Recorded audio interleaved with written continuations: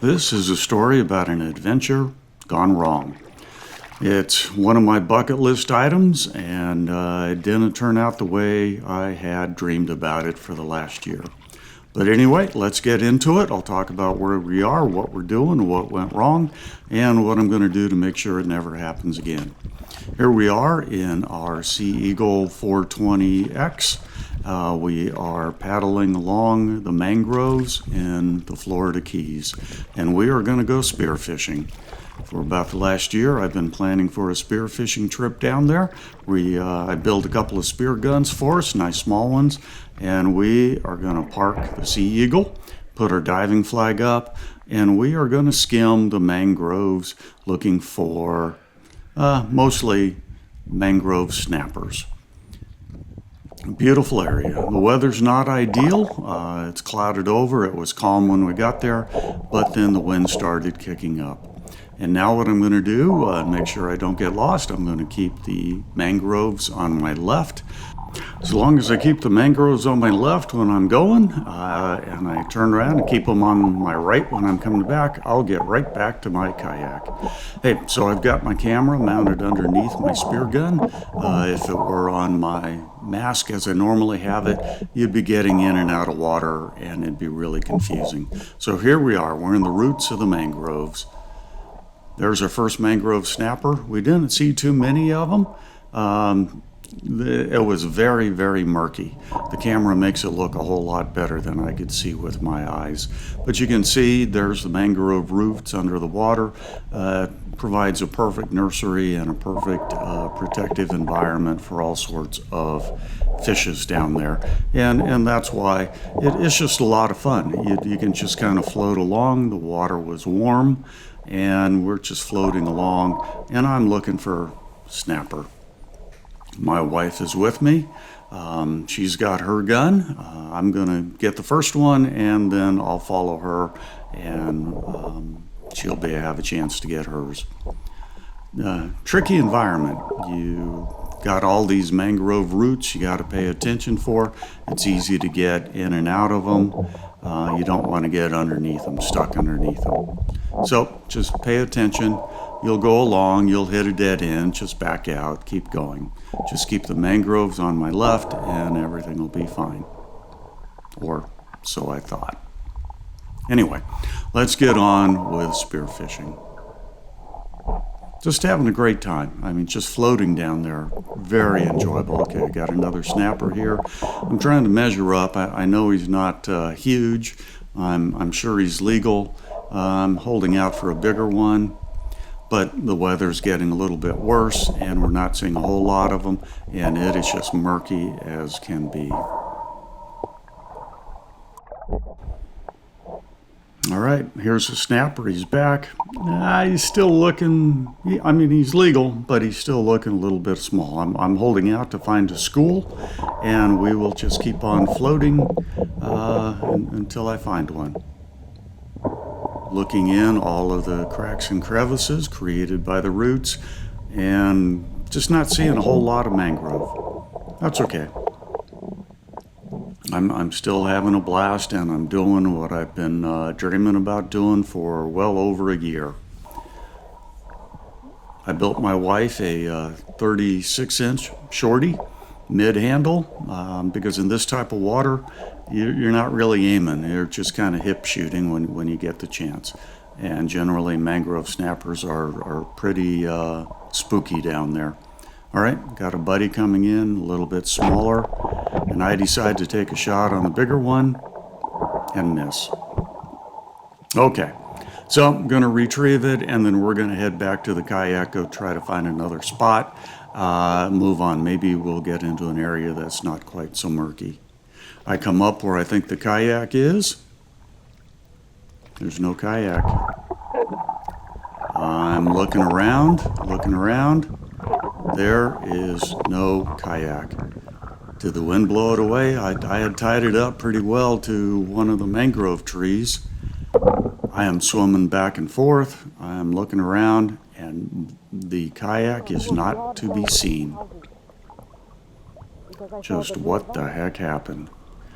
I've got my emergency gear on the kayak. I've got a VHF marine radio, got my cell phone, got my wallet, got my keys, got food, have water, but it's all on the kayak, and I cannot find my kayak. Oh boy, what do you do when everything looks the same?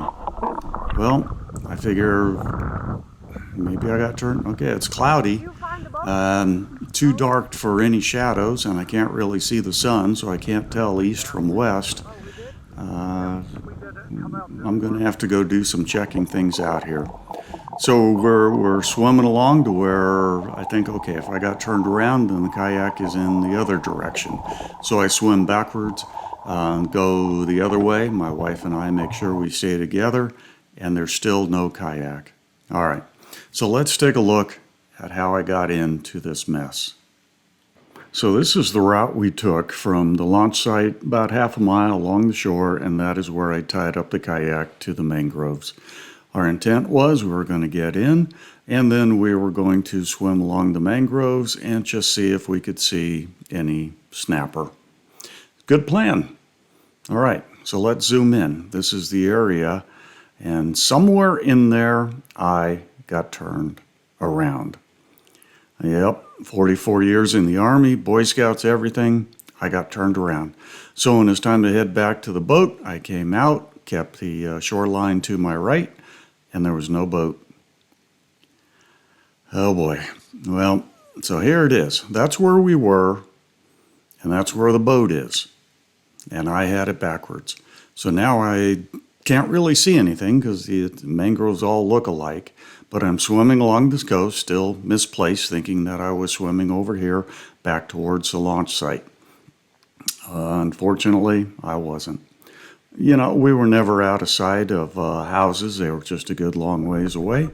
So we eventually said we need to cut our losses, and we're just going to swim half mile back to the shoreline where we saw an entrance along some houses, and that's what we did.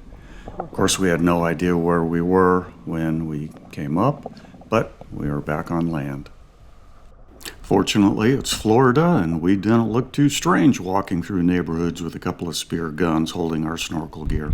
Got back to the truck, and after a half-mile swim, I got back to my kayak right where I had left it. Now, I'm coming back. There's my ammo can with everything I need for a marine adventure. Doesn't do any good if you can't find the kayak. So here's a couple of things that I think are really important. I have a lockbox on my truck so that even if I never found the kayak, my wallet, my keys, I have a spare key and some cash in my trailer hitch. But the most important change I made afterwards is I bought a Garmin Fenix 6X Pro Solar GPS watch. It is amazing. I will not be leaving home without it again. Here are some of the cool features that would have helped on this trip. Let's look at some of the features of the watch. First thing I want to show is that when you go to here, you have multiple functions you can do. One of them is a compass. So right away, if I had had this with the kayak, I would have known what direction was what. And I wouldn't have had to try to worry about the sky, the sun, the clouds, etc. Next thing I want to show is we can enter an activity mode. They have various ones, hike, I even have a tide feature set up here, open water, walking, kayaking, and other ones. So there's kayak, expedition, track me, map, etc. So what I'm going to do is I'm just going to show this. We'll do it as a kayak, even though I'm just going to be walking for this purposes. So I set it to kayak and take a look at navigation. Now, the top green bar tells us that we have a good GPS. We will know that since this is where I started, that's where our entry point is. So now we will just walk for a while as though we were kayaking, and it will track us the entire way.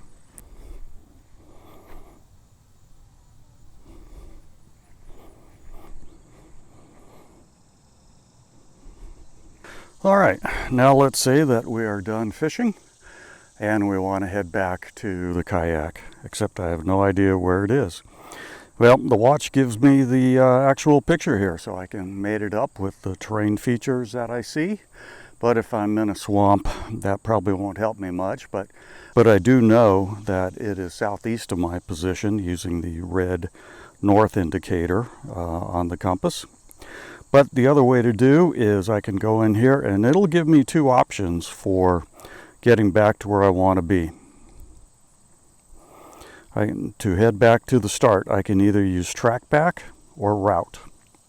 Track back will put me back in a way that I turn around and I just follow the same path that I went before. And, you know, that comes in handy if you have obstructions and if you just made a simple correction. And you can see it's giving me directions.